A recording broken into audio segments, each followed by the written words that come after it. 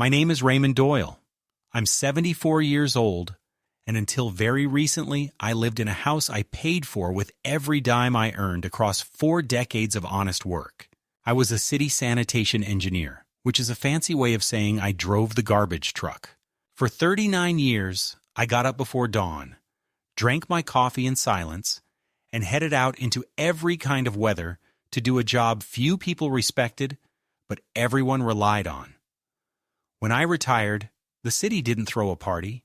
They handed me a plaque that someone spelled my name wrong on. I laughed anyway. I was just glad to make it out alive.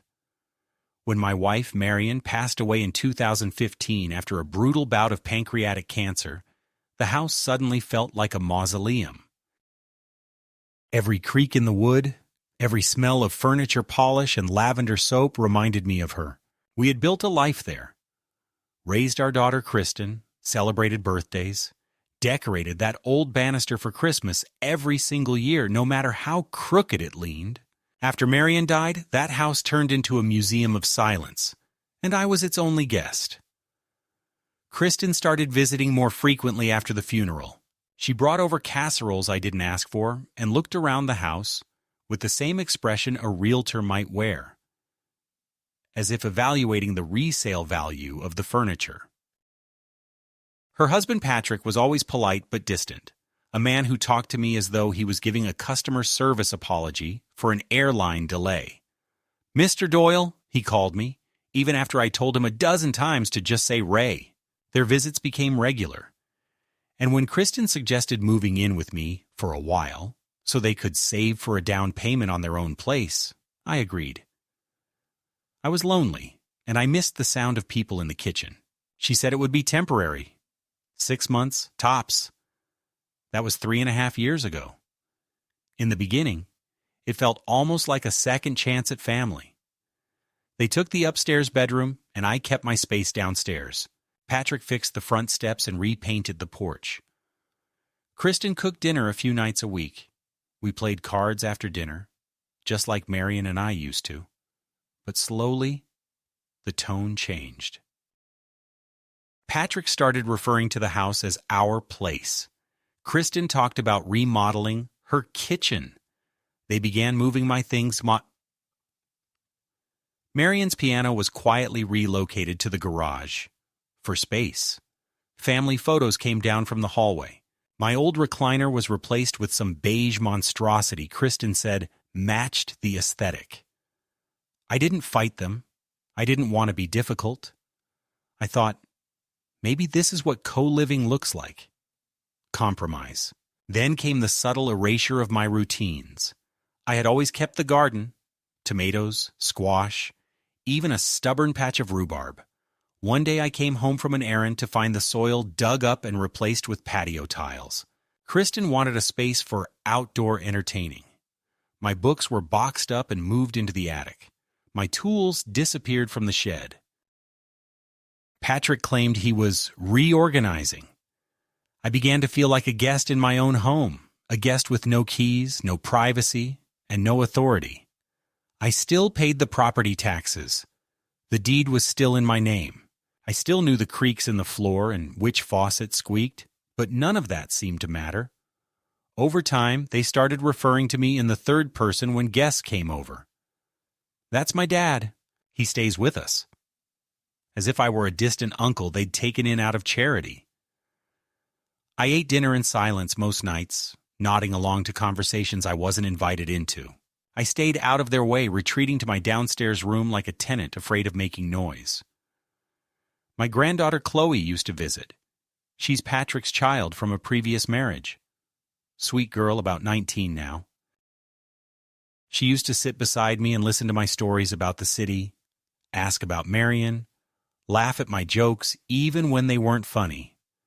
But over the past year, her visits dried up.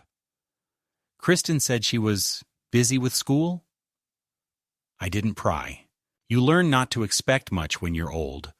The world shrinks around you. First your friends die off, then your neighbors move away. Then even your own voice seems to echo like it's bouncing off the walls of a museum nobody visits anymore. There were small kindnesses. Chloe once left a birthday card on my nightstand with a hand-drawn picture of the two of us fishing. Even though I hadn't held a rod in 20 years, I kept that card. It felt like proof that I wasn't entirely invisible. But otherwise, the house grew colder. Not literally. Kristen kept the thermostat locked at 72, but emotionally. There was no warmth, no humor, no joy. Just quiet efficiency.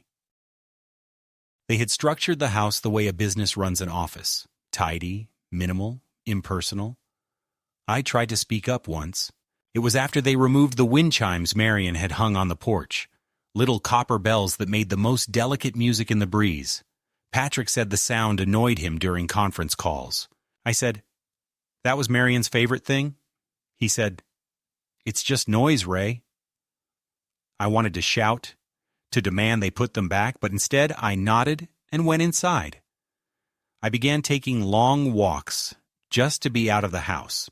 There was a trail near the lake where ducks congregated and children fed them bread.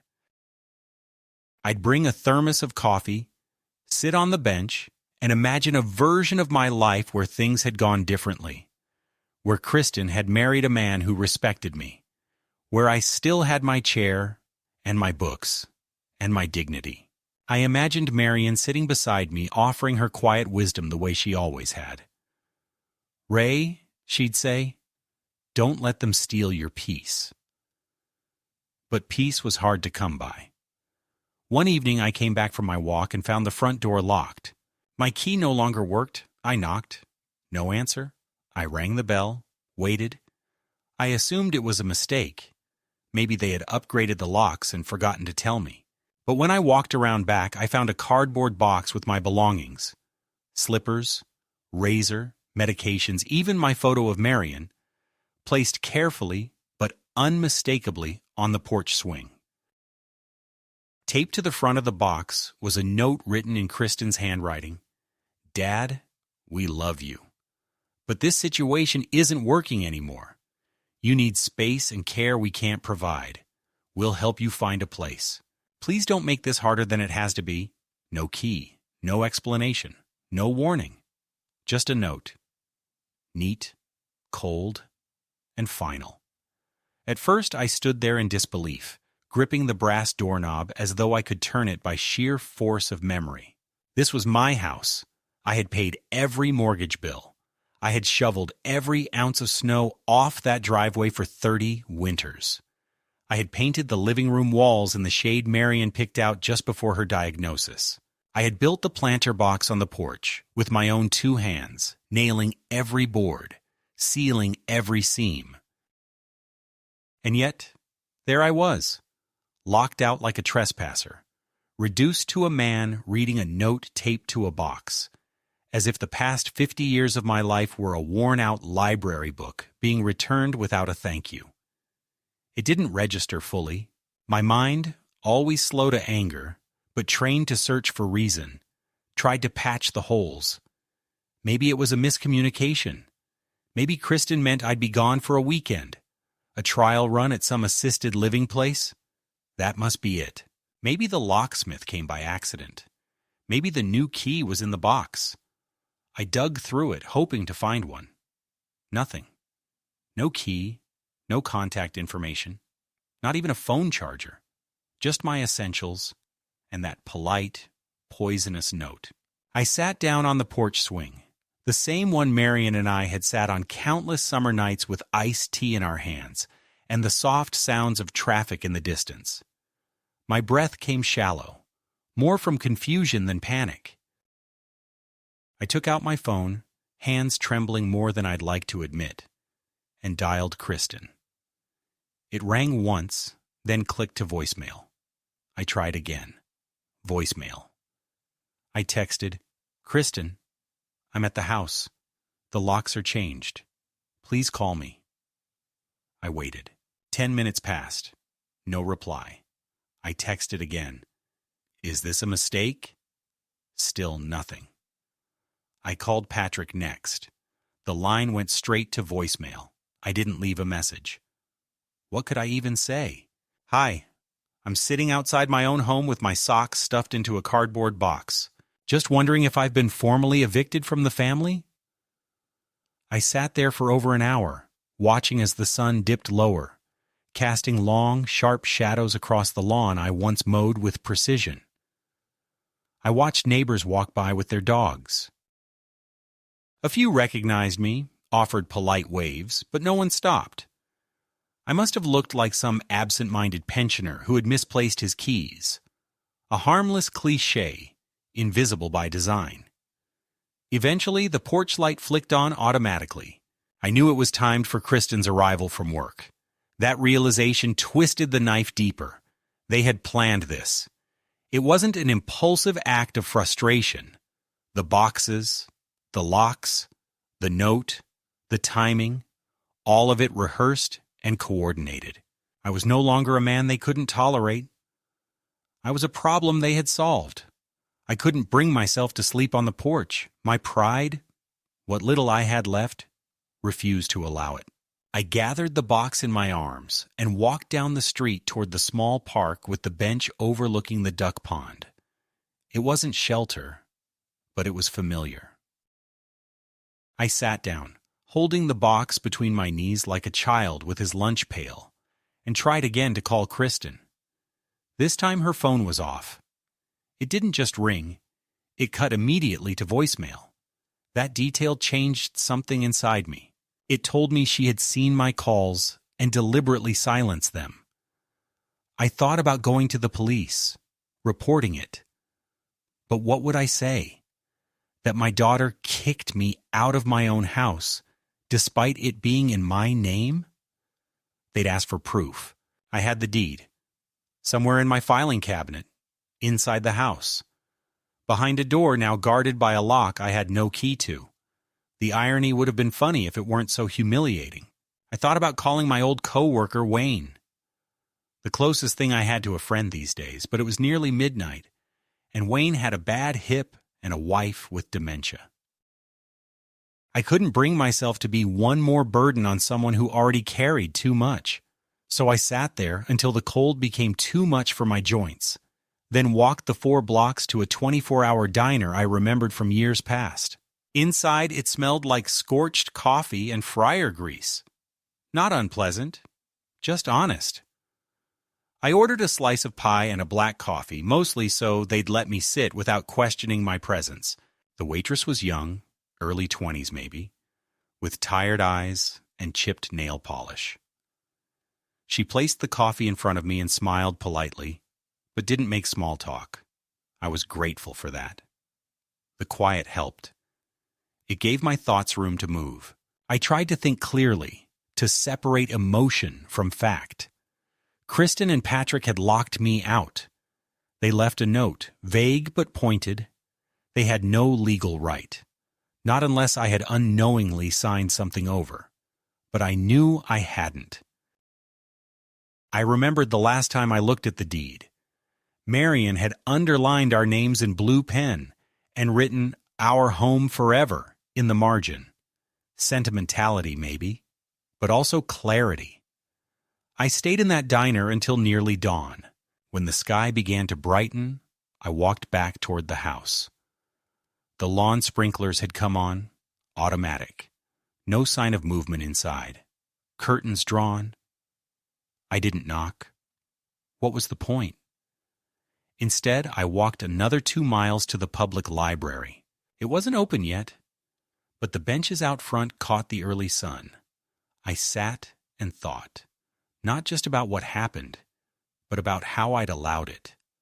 I had seen the signs, the dismissiveness, the diminishing space, the soft humiliations.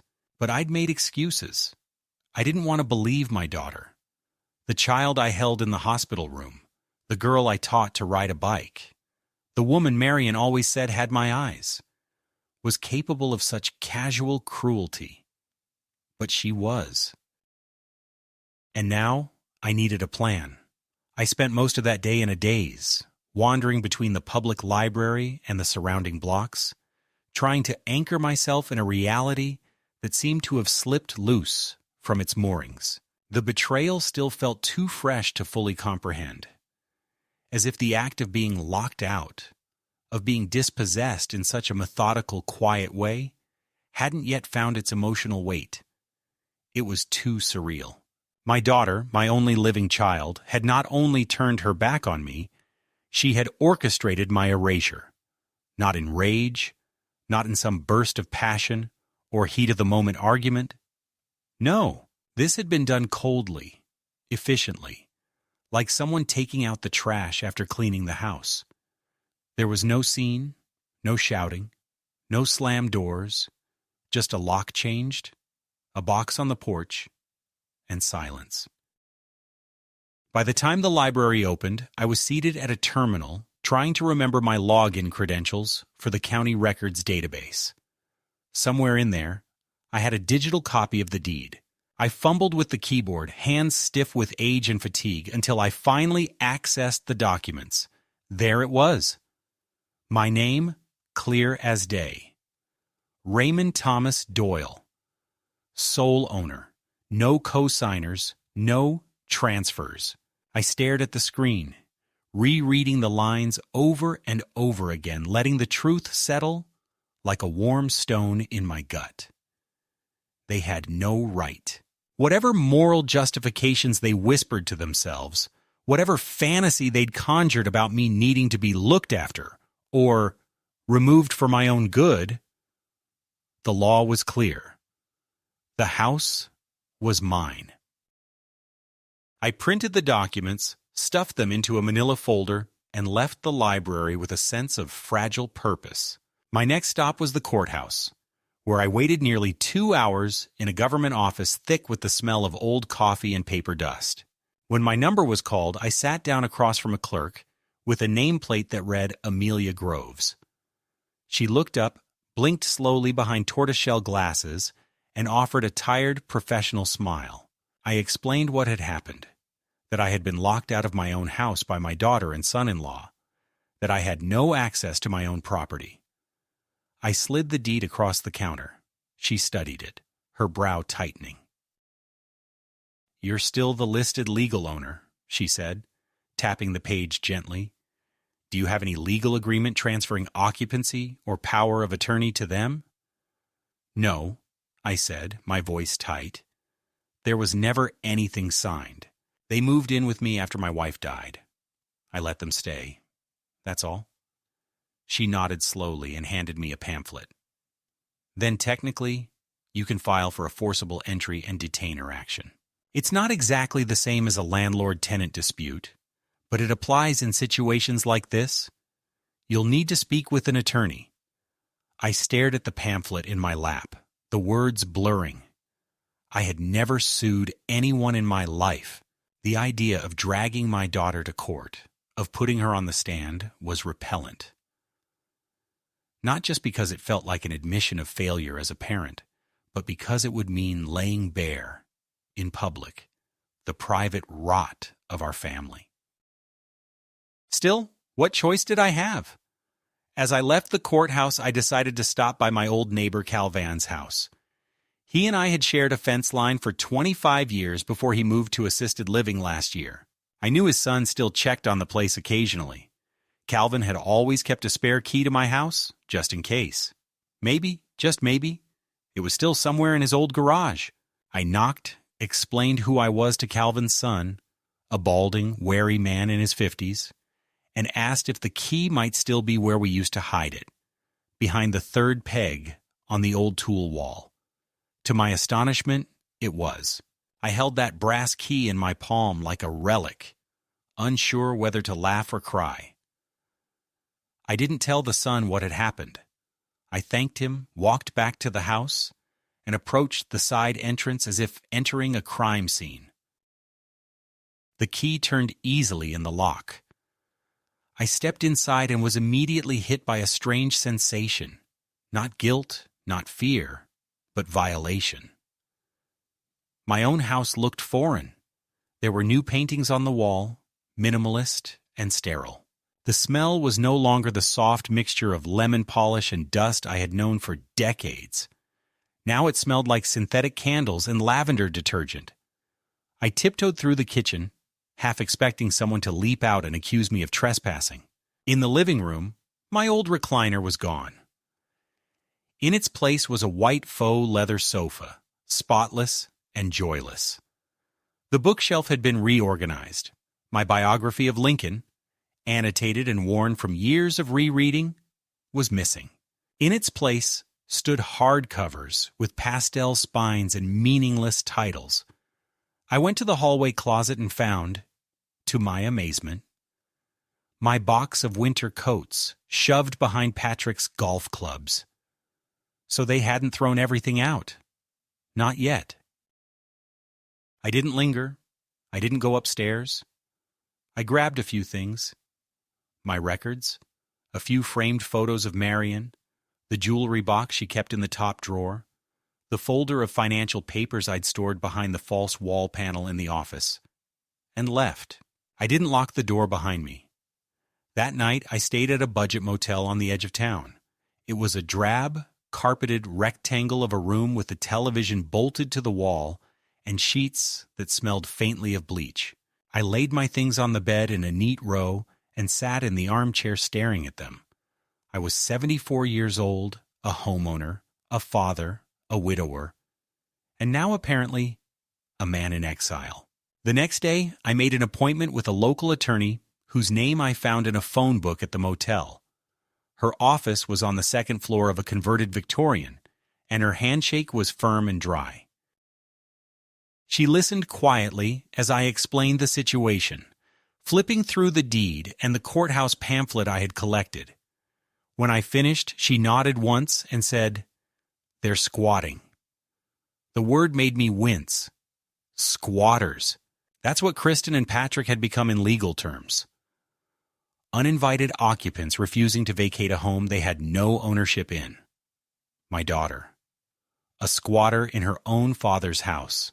She went on to explain the process.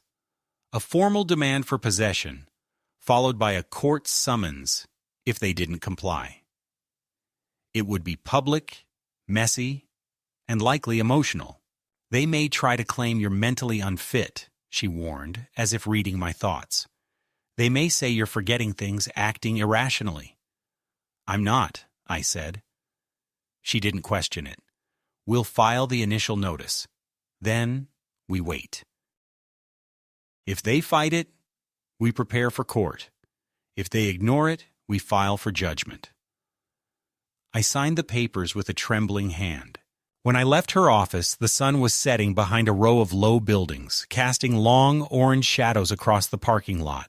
I sat in my car and stared at my reflection in the rearview mirror. My face looked older than I remembered. My eyes were ringed with fatigue, my skin pallid from too much time indoors. But there was something else in my expression now.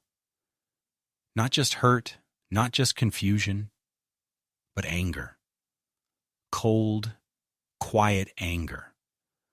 The kind that doesn't shout or throw things, the kind that waits, the kind that plans. They had locked me out. They had tried to erase me.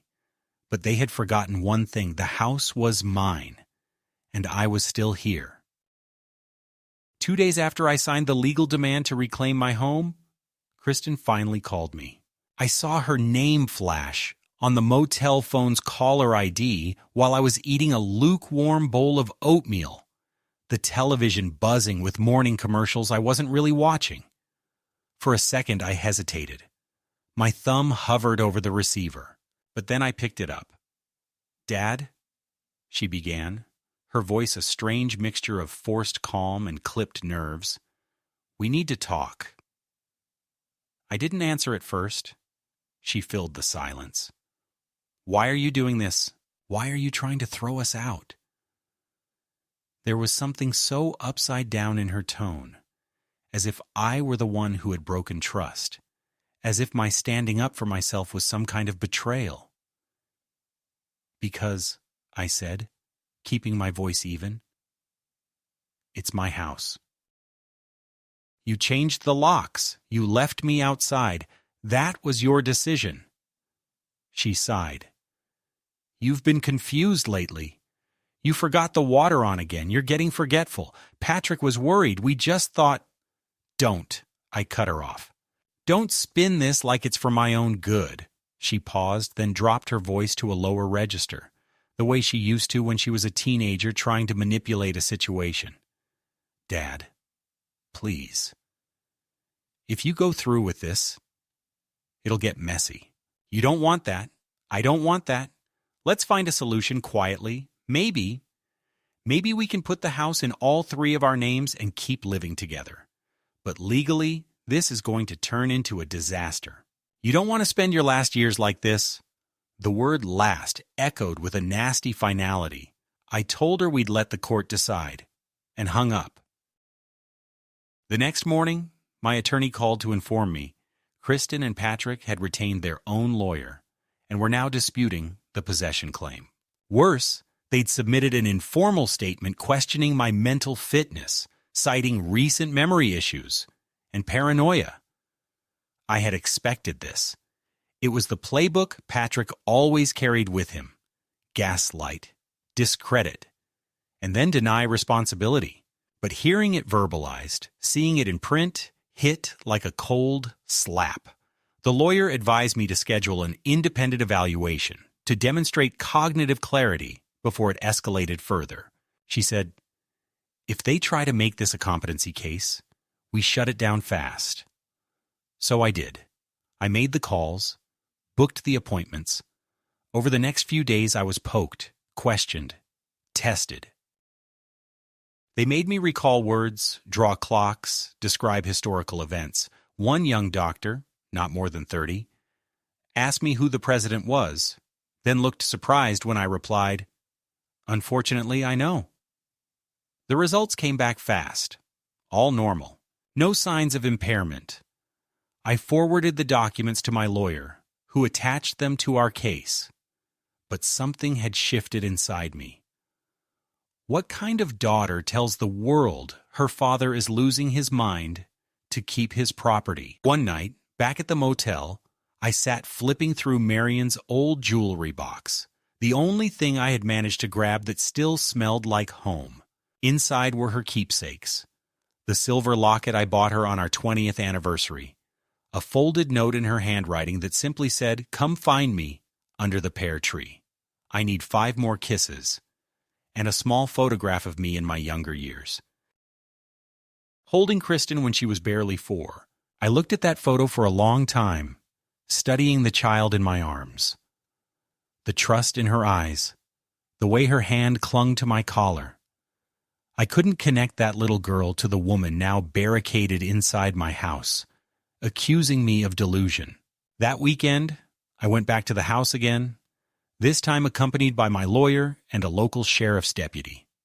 We knocked.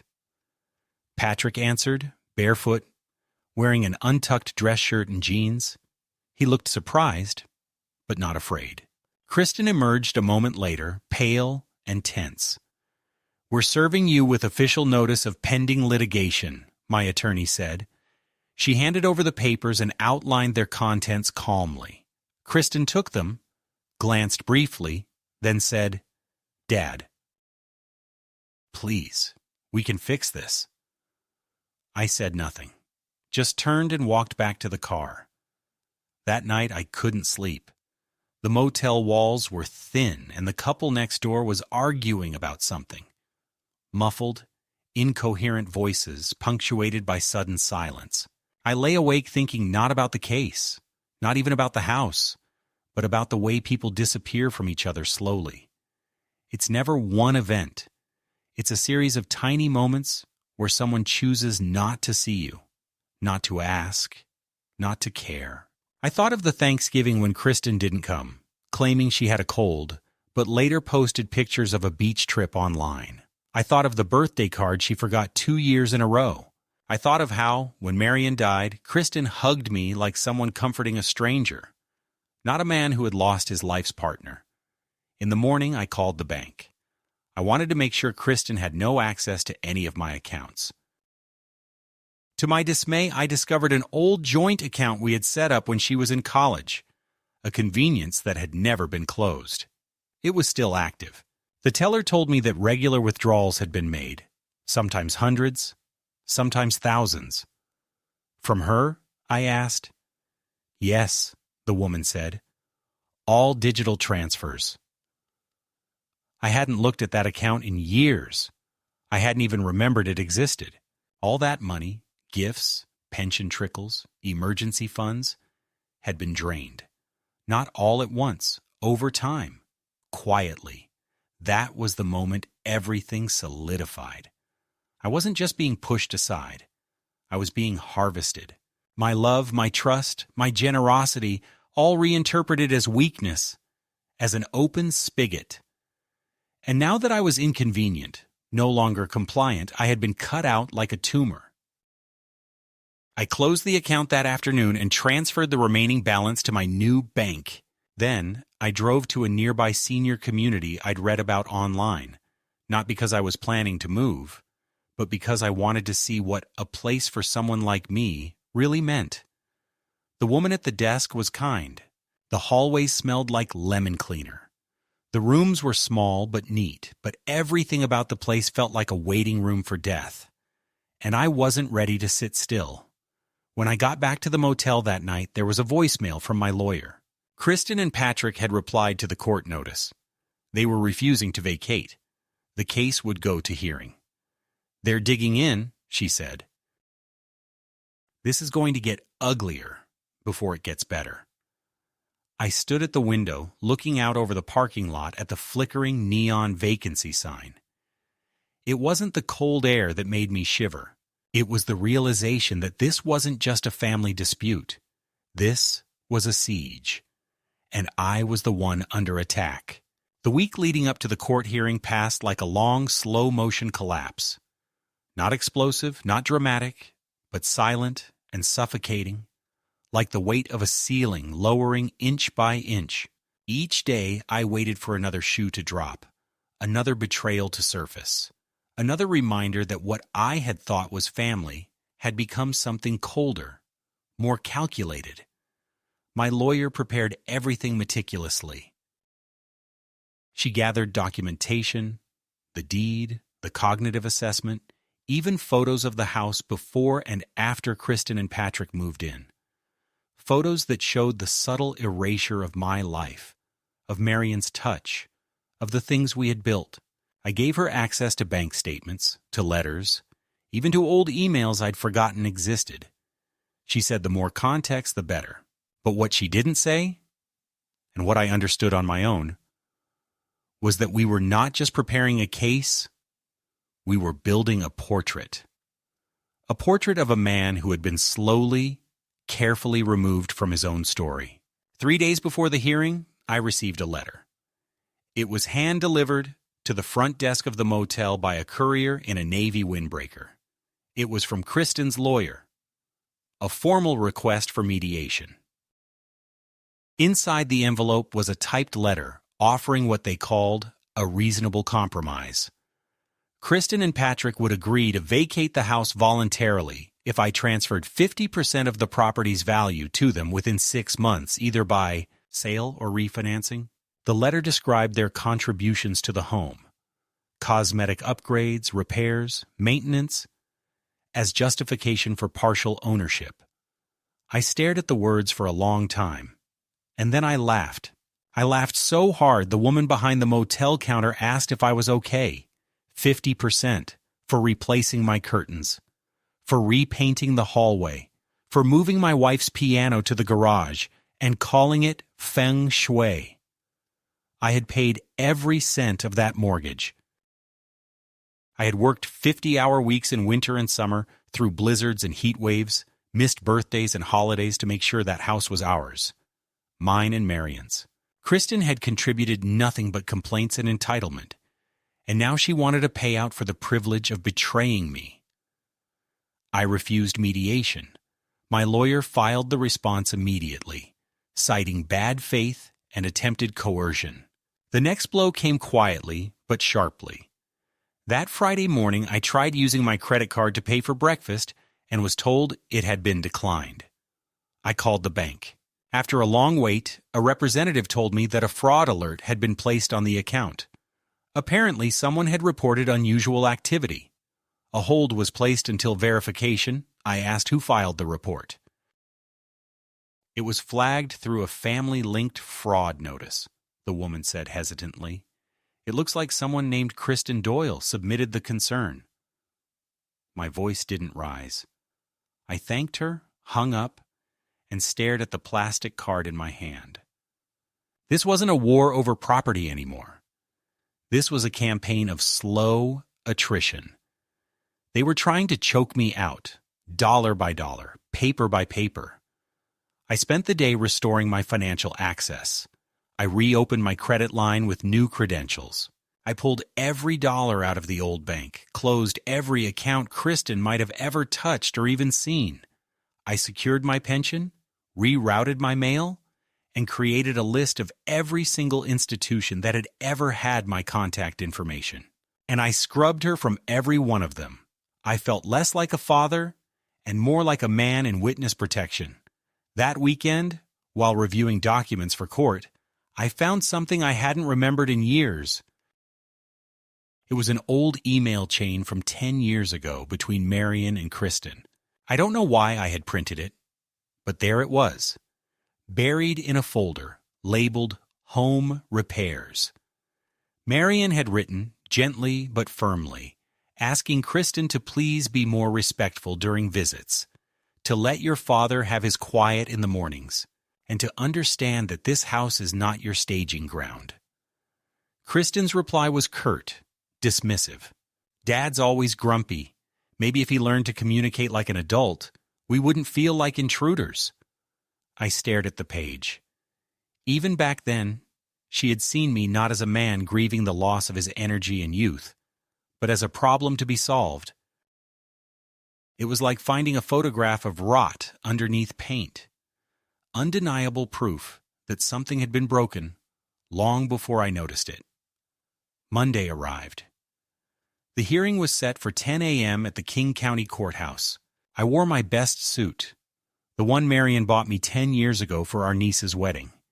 It hung loose around the shoulders now, but I pressed it the night before and polished my shoes until they shone. I wanted no one in that courtroom to see a frail old man. I wanted them to see someone who still stood tall. Kristen and Patrick were already seated when I entered. She wore a gray dress and a blue scarf, her hair pulled back so tightly it seemed to stretch the lines of her face. Patrick sat beside her in a fitted blazer, eyes forward, mouth tight. Their lawyer, a smug man in his 40s with 2 white teeth, looked at me as though I were a patient in a nursing home who'd wandered into the wrong building. The judge was a tall woman with gray-streaked hair and a voice like polished wood. She asked for opening statements. My lawyer went first, laying out the timeline with precision, the ownership deed, the absence of rental agreement, the lockout, the financial trail. She handed over the cognitive test results, the banking records, even the photos of me sitting outside the house with my box of belongings. This, she concluded, is not a man in need of protection. This is a man whose kindness has been weaponized against him. Kristen's lawyer began his rebuttal with a deep breath, as though preparing to perform. He described a narrative of concern, that Kristen and Patrick had moved in to care for a grieving parent, that over time Raymond had become increasingly erratic, that he had forgotten to turn off the stove, left water running, wandered the neighborhood at night. He spoke of late-night calls from worried neighbors, of medication bottles found open, of an incident involving missing money. I sat there listening, barely breathing, as lie upon lie was stacked like bricks. Then came the line that stuck in my ribs like a blade. It is our position that Mr. Doyle should be evaluated for guardianship placement, and that until such time, his request to evict his caregivers should be denied. The judge blinked. Guardianship? She asked, her voice clipped. Has any such petition been filed? Not yet, the lawyer admitted, but we believe the court should consider it as relevant context. My lawyer rose like a fire alarm. Your Honor, we have already submitted independent medical evaluations proving full cognitive competence. This is a transparent attempt to cloud the issue. The judge nodded, made notes, then asked Kristen to speak.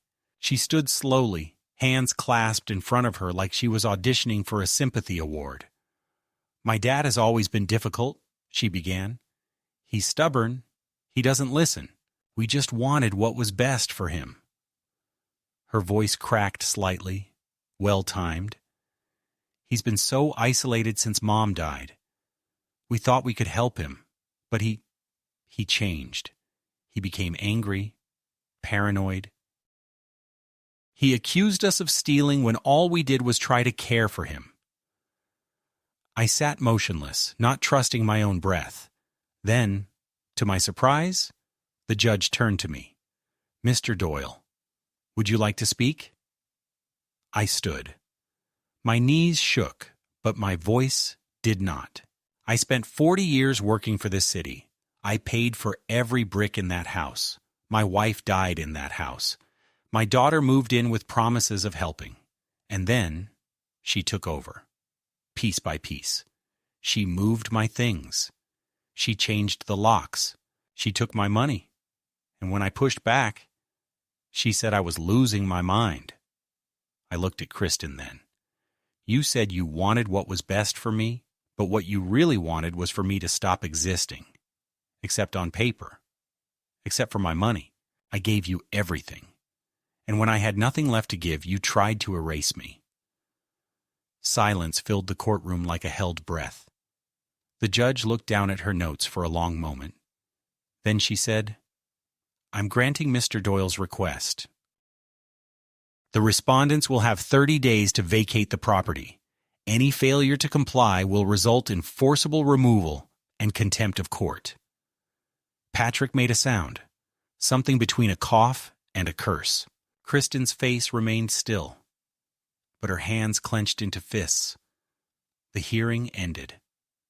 I walked out of that courtroom not victorious, not proud, just exhausted. But I had something I hadn't felt in months.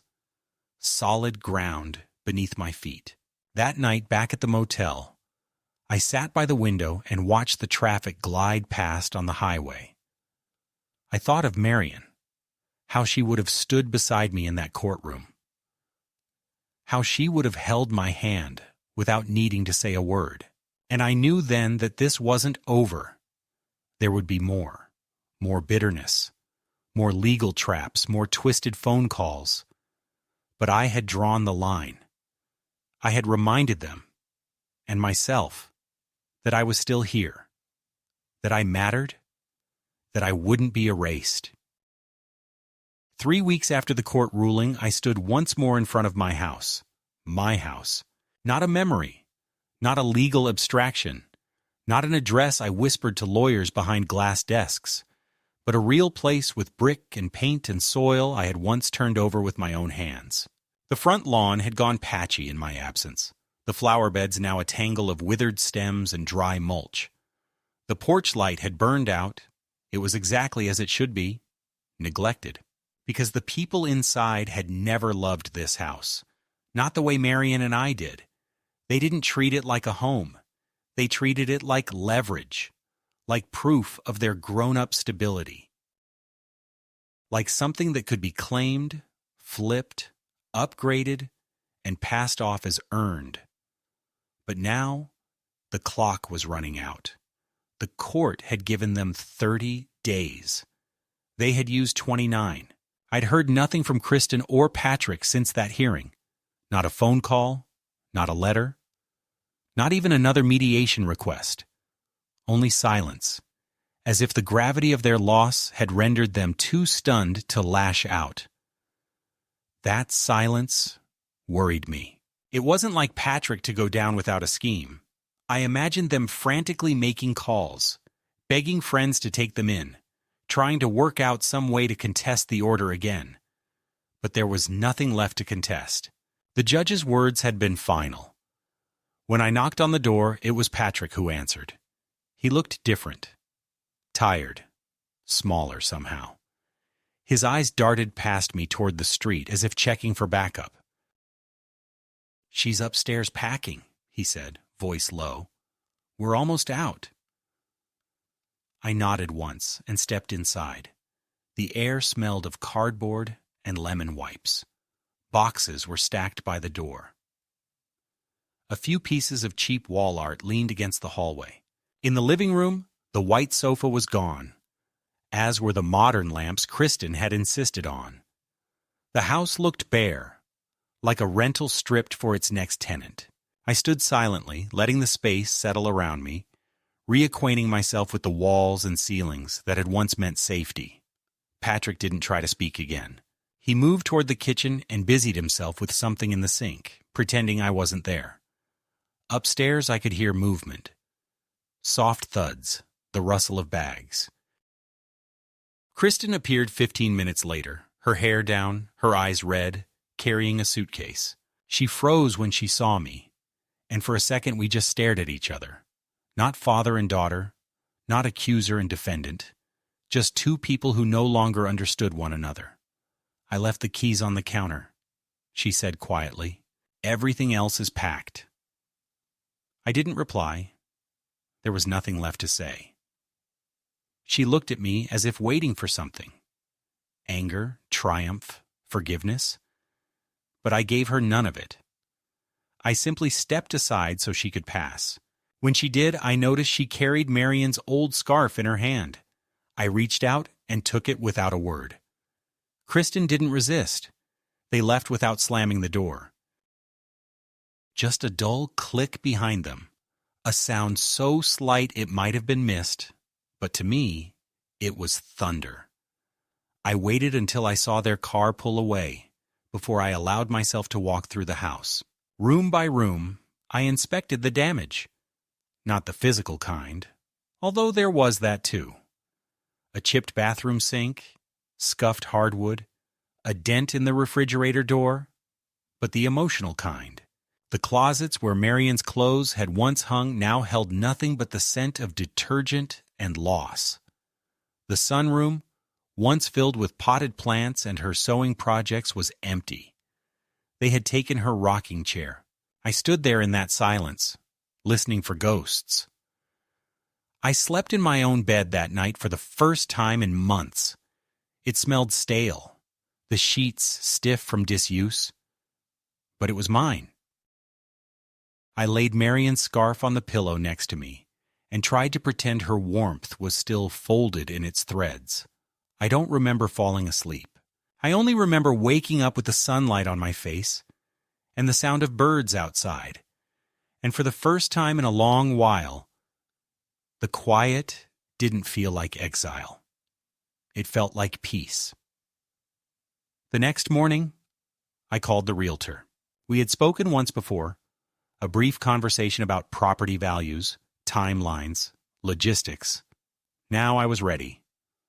I told her I wanted to sell, not out of spite, not as a final blow, but because the house had been tainted, and I knew it would never again be a place of rest. Too many memories now tangled in hurt. Too many corners I could no longer walk past without flinching. She came that afternoon, took photos, complimented the bones of the place. It's got a classic layout, she said. People want that again. You'll get offers quick. I nodded. I didn't tell her that every nail in those walls had once held a piece of my life. A week later, an offer came, higher than I expected. I accepted. The sale would close within a month. I began to pack, carefully, deliberately, deciding what to keep and what to let go. I took Marion's things, our photo albums, my records, a few books, and the wind chimes they had once removed from the porch. Everything else I donated. It felt like peeling off layers of dead skin. Painful at first, then freeing. 2 days before the movers arrived, I got a letter in the mail with no return address. Inside was a single sheet of paper, no greeting, no signature. Just a sentence, "You'll die alone in a place that doesn't know your name." I read it once, then again, and then I burned it. I knew it was from Kristen, or Patrick, or both. I knew it was meant to slice into the soft part of my chest, where old men keep their fears. But I wasn't afraid. I had already died once. Not physically, but spiritually. The night they locked me out. Everything after that had been resurrection. The day I moved, I stood on the porch for a long time, looking out at the neighborhood, at the trees I had planted decades earlier, at the cracks in the pavement I used to fix myself. I didn't cry, I didn't rage, I just breathed. And then I left. I didn't tell Kristen my new address. I didn't give her my new phone number. I didn't tell her where the house money went. I bought a small apartment near the coast with a window that faces the sunrise, and enough space for a man and his ghosts. Sometimes when the air is still and the light hits the ocean just right, I think about what Kristen said in court, about how I had always been difficult, always grumpy, always distant. Maybe she was right. Maybe I wasn't the easiest man to love, but I was honest. I was steady. I was hers. And she threw me away because love wasn't useful anymore. I don't hate her. I don't wish her harm. But I know now that not all stories of family end in reunion. Some end in silence. And sometimes, silence is the closest thing to justice we get. It's been 6 months since I last saw Kristen. The silence between us hasn't been broken. Not by accident or hesitation, or some late-night pang of regret. It sits between us now like a river too wide to cross, and I've stopped standing at the edge.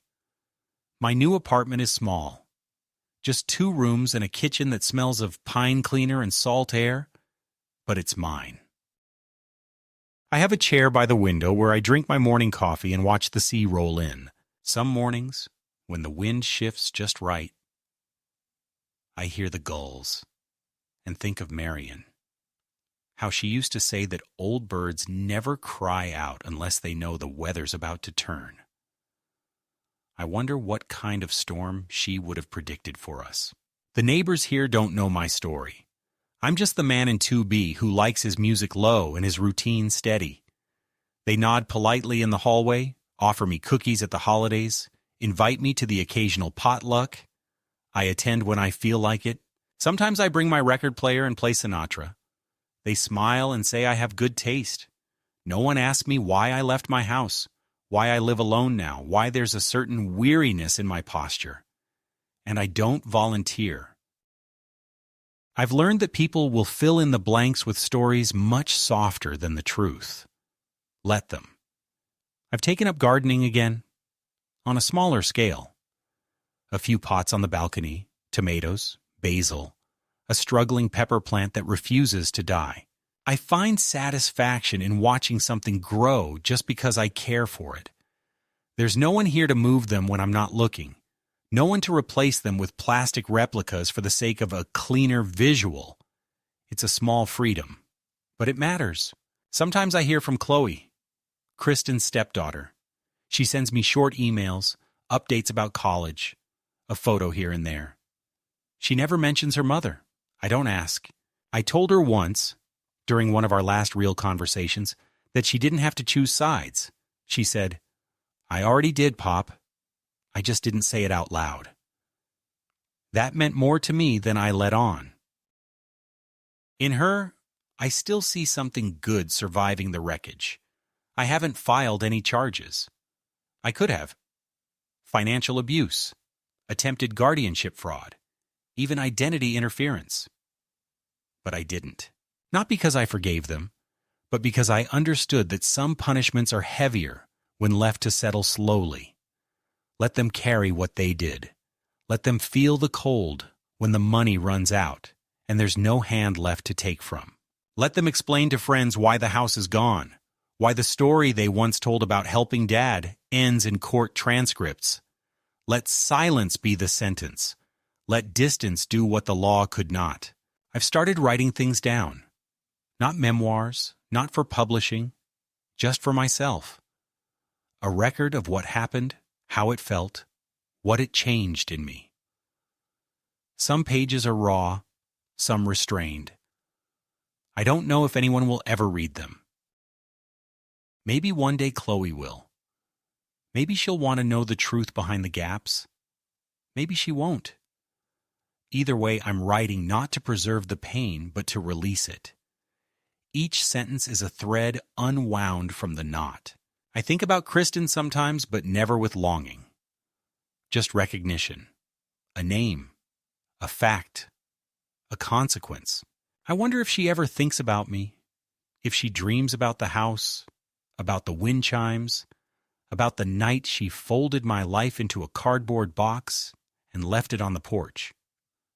Maybe she regrets it. Maybe she doesn't. It no longer changes anything. I don't believe in poetic justice. Life rarely offers symmetry. What I do believe in is endurance, the quiet kind that doesn't shout or break or demand to be noticed, the kind that simply refuses to end. I lived through it. That's enough. And some mornings, when the breeze comes in through the balcony door and the scent of basil mixes with the salt, I remember something Marion once told me. You can survive anything, Ray, as long as you still have a place to sit and a sky to look at. I have both. And for now, that is more than enough.